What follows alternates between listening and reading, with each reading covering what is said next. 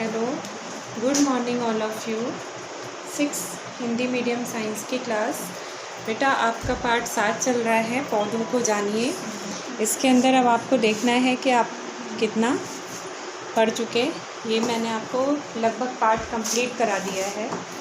तो पार्ट 7 के अंदर है, पार्ट 7 का नाम है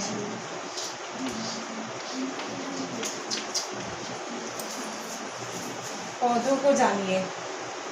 तो इसमें आपको मैंने पौधों के बारे में बता दिया था।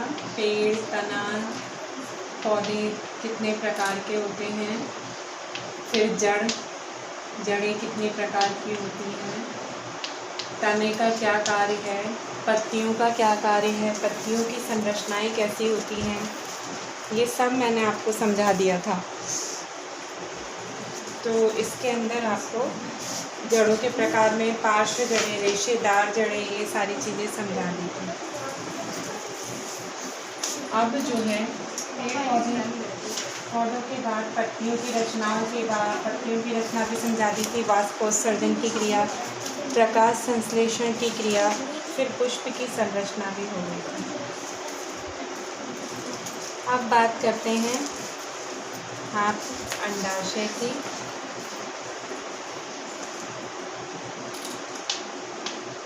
अगर अंडाशय की बात करें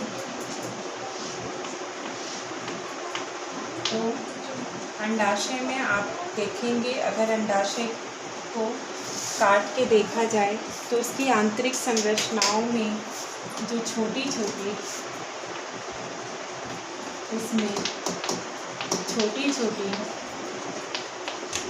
गोल रचनाएं जो पाई जाती हैं, इसमें छोटी छोटी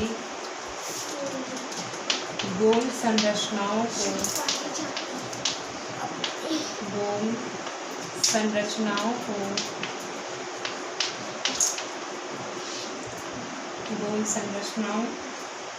को बीजांड कहते हैं।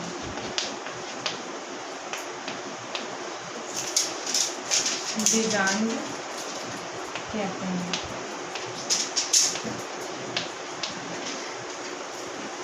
इस तरह से आप देखें, अगर अंडाशय को काटकर, तो अंडाशय को काट कर देखते हैं तो उसमें छोटी छोटी संरचनाएं जो दिखती हैं उन्हें बीजांड कहा जाता है। अब इसी में ही आपको पुष्प की संरचनाओं के अंतर्गत बीजांड के बारे में भी बताया है कि बीजांड क्या होते हैं। तो अंडाशय और में आपके बीजांड पाए जाते हैं और बीजांड से बीज का फिर निर्माण होता है। तो इस तरीके से आप ये जान सकते हैं कि अंडाशय से बीज का निर्माण होता है। बीजांड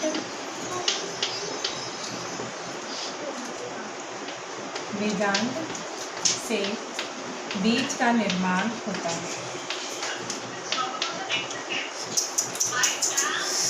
बीज का निर्माण होता है।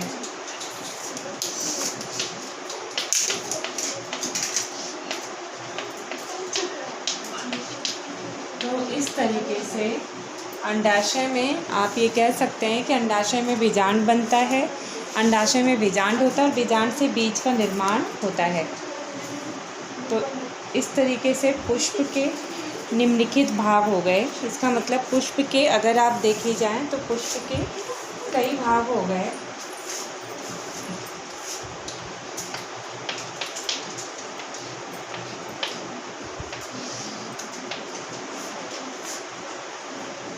इसमें आप बोल सकते हैं पुंकेसर, स्त्री केसर,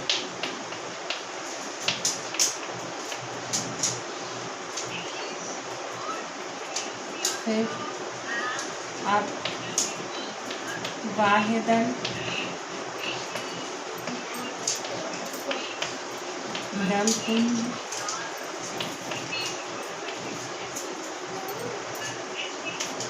और अगर इनके अलावा देखा जाए तो आप बोल सकते हैं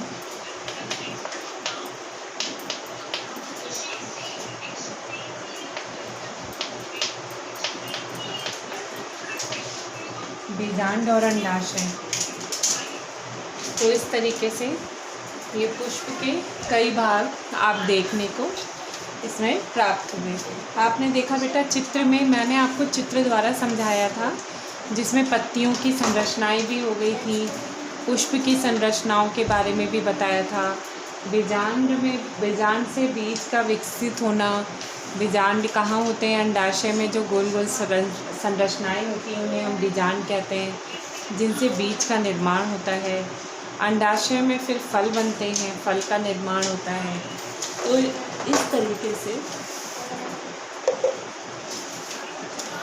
इस पार्ट के अंदर आप ये सब चीज़ें देखते हैं कि इसमें किस तरह से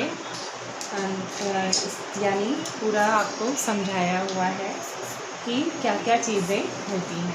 एक बार मैं फिर से आज ये पार्ट को आपको दोहरा दूँ, जिससे कि आपको पूरा कंप्लीट हो जाए। तो फिर इसकी एक्सरसाइज कर लेंगे। तो इसमें एक बार फिर से पूरा पार्ट को मैं कंप्लीट करके एक बार देख लीजिए। जैसे बच्चों, मैंने इसमें आपको ये भी समझाया, इस पार्ट में आपको बता दूं, इस पार्ट के अंदर आपने क्या क्या पढ़ा, क्योंकि आज आपका पार्ट 7 ख़त्म हो गया, पौधों को जानिए। इसके अंदर मैंने आपको चित्र के द्वारा सब कुछ समझा दिया था। आपने पार्ट में शुरू में क्या पढ़ा वो चीज़ें आप एक बार ध्यान से समझ लीजिए। मैंने सबसे शुरू में बताया पौधों को जानिए में कि पौधे 3 प्रकार के होते हैं, एक छोटे, एक मीडियम, एक बड़े। जो छोटे होते हैं उन्हें शाख कहते हैं, जो मीडियम साइज़ के होते हैं उन्हें मध्यम कहते हैं, जो बड़े आकार के होते हैं वो वृक्ष होते हैं। फिर आपने साग झाड़ी वृक्ष में उदाहरण बतौर इनमें अंतर स्पष्ट किया। उसके बाद आपने जाना कि ये साग झाड़ी वृक्ष के बाद कि अगर इनमें देखा जाए तो कुछ ऐसे भी पौधे होते हैं जो किसी के सहारे बढ़ते हैं, यानी उनमें कोई ना कोई सहारा ढूंढना होता है, किसी अन्य पौधों के सहारे वो बढ़ते हैं। और विसर्पी लता है, या फिर आपका तंतु जैसी रचनाएं पाई जाती हैं, कुछ घटपर्णी भी पौधे हैं। तो इसमें तरह तरह के आपने प्रकार देखे। इसी तरीके से आपने, जैसे इसके अंदर मैंने जड़ों के बारे में बताया, पहले पत्तियों के बारे में आपको डिस्कस किया। जैसे आप ये भी देख सकते हैं कि इसमें जब आपको बताया तो पौधों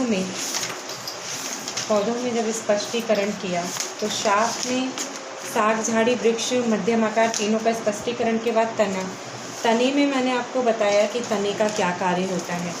तना पौधे को एक तो सहारा देने का काम करता है, दूसरा तना जो है पौधे के लिए जल खनिज लवणों का अवशोषण जो जड़ करती है उसको ले आके तो विभिन्न शाखाओं में और पत्तियों तक तने का काम पहुंचाने का है, जो पहुंचाता है। फिर उसके बाद आपने पत्ती की संरचनाएं पढ़ी।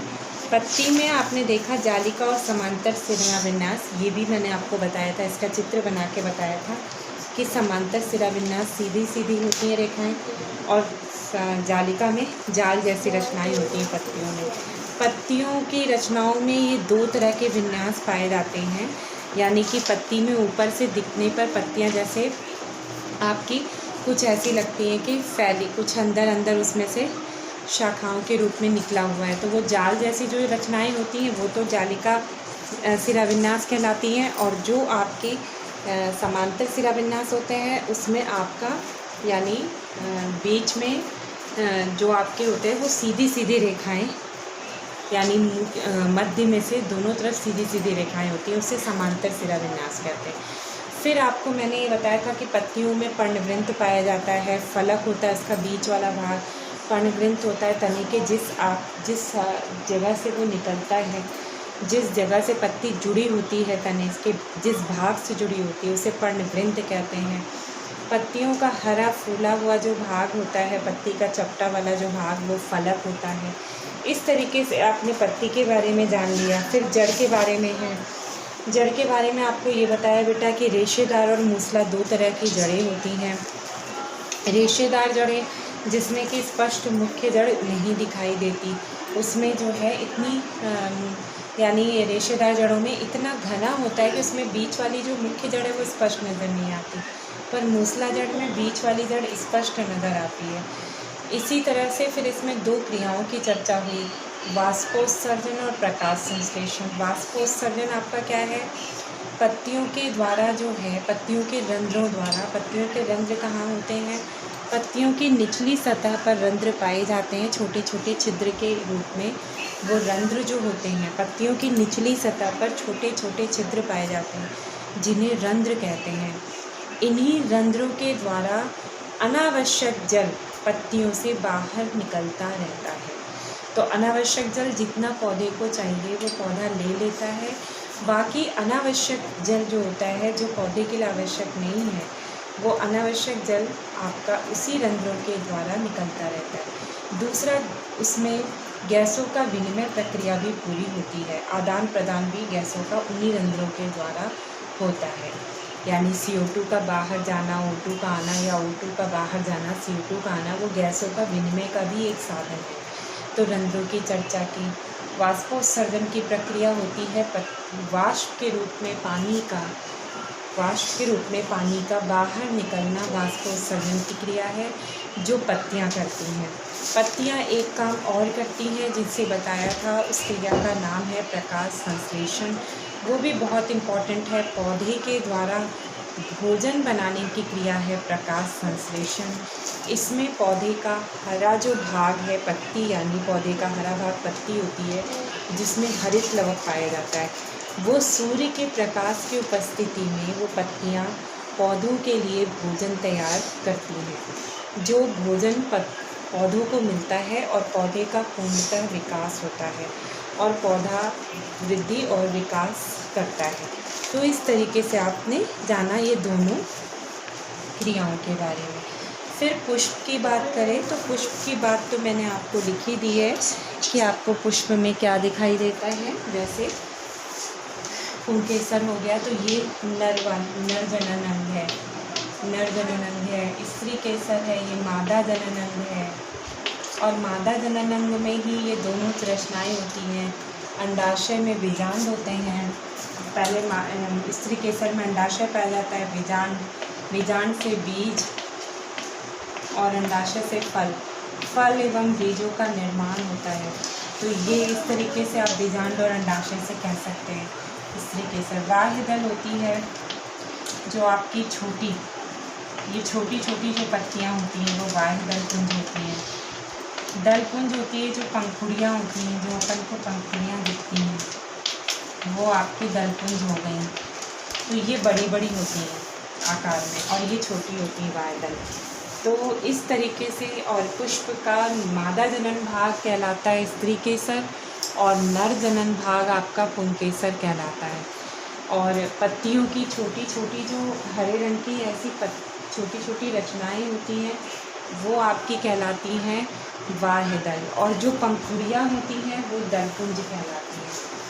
इसी तरह से बीजांड और अंडाशय स्त्री केसर मादा जनन अंग है। वो मादा जनन अंग में स्त्री केसर में पाया जाता है, स्त्री केसर का भाग है। अंडाशय में छोटी छोटी गोल जो रचनाएं हैं वो बीजांड है। बीजांड से बीज और अंडाशय से फल का निर्माण होता है। इस प्रकार फिर से बीज और फल विकसित हो जाते हैं और बीज से फिर एक नया पौधा जन्म लेता है।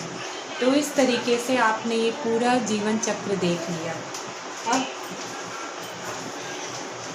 इसके अंदर मैंने आपको पुंकेसर और स्त्री केसर दोनों के बारे में पूरा समझा भी दिया था कि कैसे कैसे इनके यानी सिरा विन्यास वगैरह है, इनमें किस तरीके से पाया जाता है, और सारी चीज़ें समझा दी आपको।